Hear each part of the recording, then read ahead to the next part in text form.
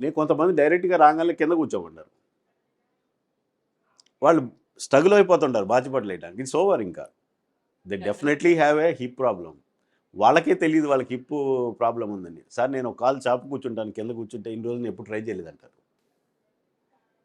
So ఏమి చూడాలో తెలిస్తే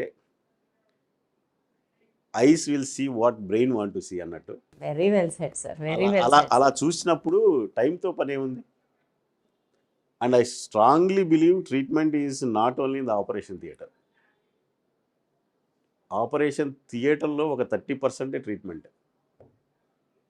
40% ట్రీట్మెంట్ ఎప్పుడంటే ఆ పర్టికులర్ పేషెంట్ ఈ సర్జన్తోనే నేను ఆపరేషన్ చేయించుకోవాలి అని confidence if she gets, my first 40% I'm pass.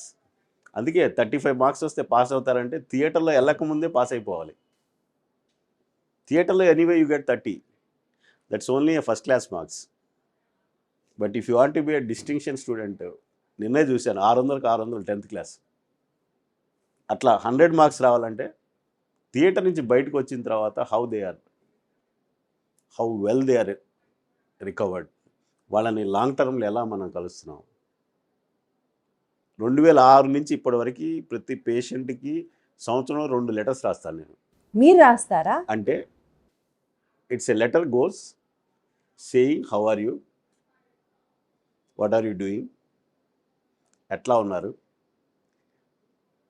My thoughts are put in to that letter and everybody will get a letter. సంవత్సరంలో ఒకసారి 2 సార్లు everybody they will get a letter. ఆ communication once you start having, వాళ్ళు It's a divine bond. అంతే కదా.